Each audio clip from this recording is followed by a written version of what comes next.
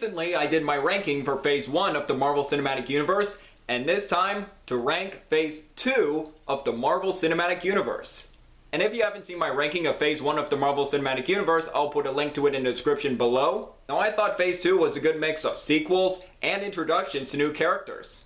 The MCU was starting to grow and continue their plan, brought in great new directors, interesting styles, and also mixing genres, which was interesting to see. There are 6 films in Phase 2 to rank, starting with Iron Man in 2013 to Ant-Man in 2015. And this is all my opinion. If there's something on the list you disagree with, that is fine. This list is all my opinion. And I'm interested to hear your Phase 2 ranking in the comments below. And now, let's begin the list. Starting at the bottom at number 6, my least favorite film in Phase 2. Not a hard decision on this one. It's definitely Thor: The Dark World. Now, I was excited for this movie back in 2013. I thought Chris Hemsworth did a great job as Thor in both the first film and the Avengers. Excited to see more of him, a new director, Alan Taylor, who came from Game of Thrones before doing this movie, and he would later direct Terminator Genisys, which I was not a fan of. And I was hoping this sequel would be improvement, and watching this movie in theaters in 2013, and still to this day, not bad, but pretty underwhelming. For the pros, Chris Hemsworth is still great as Thor. He does great in the action scenes, he's funny, charismatic, he still rocks as the character, and by far the best part of this movie is Tom Hiddleston as Loki. He's just so charismatic and entertaining to watch in this movie. And speaking of which, for the first 2 episodes on Disney+, I'm really enjoying Loki, interested to see where the show goes. What keeps this movie entertaining is definitely him, and honestly, if it was just Thor and Loki trying to stop Malekith, this movie could have been better. I felt like they were a more entertaining duo and their conflict with each other was just interesting. And there are still some entertaining action scenes in this film, even if some action scenes in this movie don't stick out to me as some of the best in Marvel Cinematic Universe. And there are some good visuals, although I did prefer the visual effects in the first movie on how Asgard looked. And glad that Idris Elba was given more to do as Heimdall. For my issues with this sequel, however, some of the comedy in this movie, it was pretty cringe. Especially the comedy involving Darcy. She is the Jar Jar Binks of the MCU. I could not stand her in this movie. Just her lines. She is just so irritating and I couldn't stand her in every scene. She was unbearable. Every scene I just wanted her to go away, just get back to Asgard and focus on Thor or Loki. Although I will admit, she wasn't bad in WandaVision. I didn't mind her in that. But in this movie, she was really annoying. And some of the stuff involving Stellan Skarsgård's character and him running around in a nude at Stonehenge, ugh. And most of the comedy in this movie, not from Loki. Oh, and I forgot to mention, I did enjoy when Loki transformed into Captain America. That was pretty funny. But most of the comedy in this movie just felt flat. And the villain in this movie, Malekith, he is just a total bore of a villain. He's not interesting, not menacing, not threatening, and he just feels like a villain that's just been there, done that. And even though the MCU has made some weak villains in the past, this is definitely the worst MCU villain. And also, I'm really not interested with the romance between Thor and Jane, and I am a little worried about Natalie Portman coming back in Thor: Love and Thunder and what her character is going to be. I do hope I'm proving wrong, but I'm pretty curious about that for right now. This isn't one of the worst superhero films out there, but it could have been better. At number 5, these next 2 MCU movies I remember being so excited for: Avengers: Age of Ultron. This was one of my most anticipated movies back in 2015 along with The Force Awakens. So excited that Joss Whedon was coming back as director, to see these characters back, a new villain. And this movie was enjoyable to watch. I had fun with it, but not as good as the first movie. Easily the best thing about Age of Ultron is the character interactions. The characters, their back and forth banter, their conflicts. I feel like they are the reason people go see these movies. No matter what they're doing, action or just a conversation, these characters are just so well developed and entertaining to watch and you care about them. And the cast are still great as always. And surprisingly, what was my favorite part about this movie was Jeremy Renner as Hawkeye. I'm really glad that Joss Whedon kind of listened to the criticisms of the first movie, and that Hawkeye didn't really get a lot to do in the first film. But in Age of Ultron, he got a lot more development and more to do, which was great to see. Thanks to this movie, I liked Hawkeye even more, and Jeremy Renner was great. Also a good introduction to Elizabeth Olsen as Scarlet Witch, And thankfully she got more interesting stuff to do in Civil War, Infinity War, and of course WandaVision. And there were plenty of action scenes in this movie that were awesome, especially in the opening action scene where the Avengers are infiltrating this Hydra base area. I also love this running joke. Shit! Language! And the fight between Hulk and Hulkbuster was definitely the highlight of the film. And my two favorite moments in that scene, this one. Go to sleep, go to sleep, go to sleep. And also this one. I'm sorry. However, I do have issues with this sequel. Ultron, he's not a bad villain, but he could have been better. With the teaser trailer in this movie, they were setting up Ultron as this dark, menacing villain. I thought he would be a great, unstoppable threat for the Avengers. And especially with this line at the end of the trailer. There are no strings on me.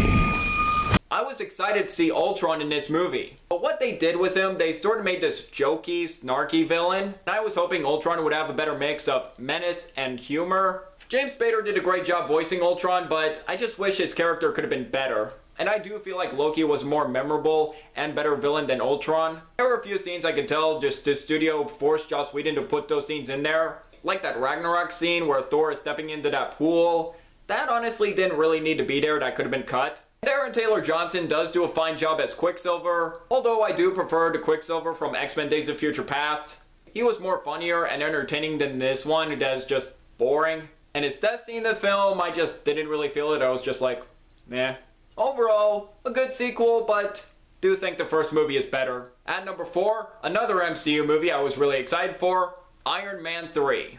Now I definitely think this movie is better than Iron Man 2.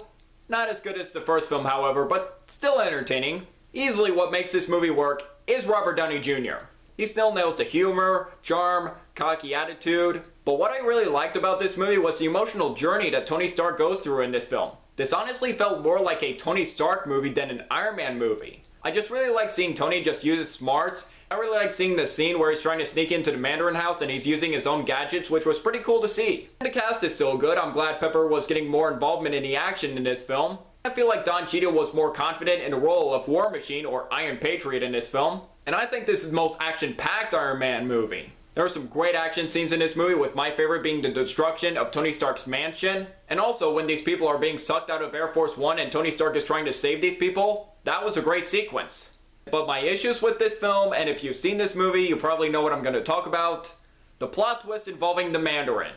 Now when I first saw this movie in 2013, I didn't see that coming. I did feel a little underwhelmed. But now, I'm feeling mixed on it. I did get some enjoyment out of Little. Ben Kingsley was funny. But when the Mandarin revealed to be an actor and he was a drug addict, I was like, oh, the Mandarin wasn't real, I'm a drug addict, ha ha ha. I was like, really? You set up the Mandarin as just someone threatening, and then you do that? I'm just like, Ben Kingsley is a fantastic actor, and just like, I was hoping for something a bit more with the Mandarin. But thankfully, from what I've heard, we are going to get a more comic-accurate Mandarin in Shang-Chi this September, which I'm looking forward to seeing. I don't hate this, it doesn't really make me mad, but felt like a missed opportunity. And the villain we got instead, Ultra Killian, he's just another weak MCU villain, pretty forgettable. Didn't really find the fire people all that threatening, his experiments. Overall, it does have its flaws, but I still enjoy Iron Man 3 to this day. At number 3 is one of the MCU movies that surprisingly worked, AntMan. Back in 2015, I wasn't sure what to expect from this movie. I was sad that Edgar Wright left the project due to creative differences. He's one of my favorite directors. I am so excited for Last Night in Soho this October. It would have been great to see him direct an MCU movie. His style and editing would have been perfect. Although I do think Peyton Reed did a good job with both Ant-Man movies, I still imagine what Ant-Man would have been like if Edgar Wright stayed as director. But for this movie, I had a lot of fun with Ant-Man. First, the cast is great. Perfect casting. Paul Rudd is just the perfect choice as Ant-Man. He's funny, likable, but you also do sympathize with him, and he's an easy character to root for. Evangeline Lilly also does a great job as Hope, who would later become the Wasp. And Michael Pena is just absolutely hilarious in this movie. And Michael Douglas, just seeing him in MCU movie as Hank Pym was just so great to see. I really enjoyed him in this role. This is definitely one of the funniest MCU movies. Especially the storytelling scenes involving Louis just had me cracking up. There were some great action scenes in this movie. I also like that this was sort of a heist movie. And I thought the effects were pretty creative on how to make things big and small. It did remind me of that movie, Honey, I Shrunk the Kids, but with a $100 million budget. Also, there was some great heart between characters. Hope and Hank, and also Scott and his daughter and wanting to provide for her. However, one of my issues with this film is still the villain, Yellow Jacket, another weak MCU villain. Also, minus the main character and their arc, this movie did get a little familiar territory with Iron Man. But overall, I still think Ant-Man is such an entertaining MCU film. Great effects, fun characters, great cast. I really enjoyed this movie. Coming in at number 2 was the point where the MCU was starting to bring in more obscure characters, Guardians of the Galaxy. Now when this movie was announced, I wasn't sure about these characters at first. It's like, wait, you got a tree and a raccoon? What is this? And the teaser trailer first came out, thought it looked really good, but could the MCU really surprise me here? Oh, they definitely surprised. This movie, just like Ant-Man, worked. This was terrific. Definitely one of my favorite MCU movies, still in the top 10. The pitch perfect cast all around. I couldn't imagine better choices for these characters. Chris Pratt is so funny and charismatic as Star-Lord, but also has a good emotional core with this character, especially at the beginning of this movie. Zoe Saldana is great as Gamora, the adopted daughter of Thanos. And this was my introduction to Dave Bautista as Drax the Destroyer. Not only was he awesome, but hilarious. And I loved his running joke of his kind not knowing what metaphors are. Nothing goes over my head. My reflexes are too fast. I would catch him. Vin Diesel was just so great as Groot, who only says 3 words, I am Groot. And also, I love this scene.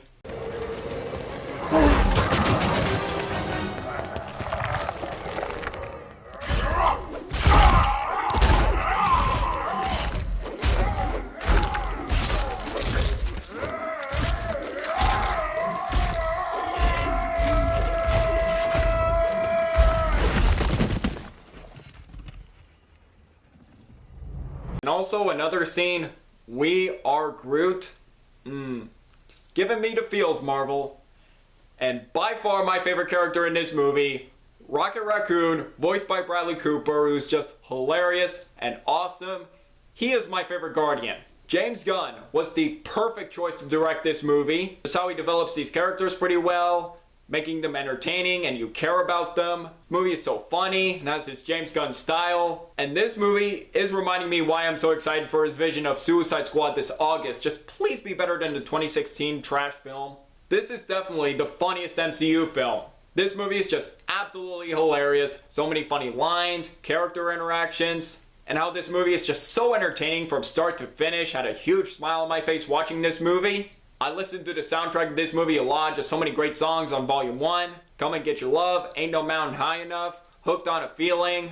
Sadly, my only issue with this film is the villain Ronan. He's not bad, just feels like another typical villain that just wants to take over the galaxy and rule. He wasn't really the most menacing or memorable villain out there. But besides that, Guardians of the Galaxy is a total blast, and still to this day, one of my favorite films in the Marvel Cinematic Universe that I just can't believe worked so well. And my favorite film of Phase 2 of the Marvel Cinematic Universe is another MCU film that came out in 2014, and honestly, not only proved to be a great year at film, but a great year for superhero movies, Captain America: The Winter Soldier. I was interested to see what they could do with a Captain America sequel. That he has been frozen for several decades, has joined the Avengers. What could he be doing post-Avengers? This was the first MCU film to be directed by Anthony and Joe Russo. They knocked it out of park. And with their subsequent MCU films, they have been proven to be the best directors in the MCU. Not only was this a great continuation for both the first Avenger and the Avengers, but honestly this felt more like a darker and honestly realistic superhero movie. How vastly different this was to the predecessor. How the political aspect of this movie was surprisingly engaging. The thrilling action scenes in this movie, my favorite being the highway and the hand-to-hand combat scene between Steve and the Winter Soldier, and an awesome mix of both practical effects and CGI effects, which was great to see. And I love this was one of the MCU movies that was given the opportunity to do more practical effects. The cast all around is fantastic. Chris Evans has proven to be a perfect Captain America, but not only that, a perfect Steve Rogers. How he's just so likable and just wanting to do the right thing. And Chris Evans has some great acting scenes in this movie. First one is seeing Peggy Carter, pretty impressive makeup at an old age. And also, his reaction to finding out his longtime friend Bucky, who he thought was dead, into a brainwashed assassin. Great acting by Evans.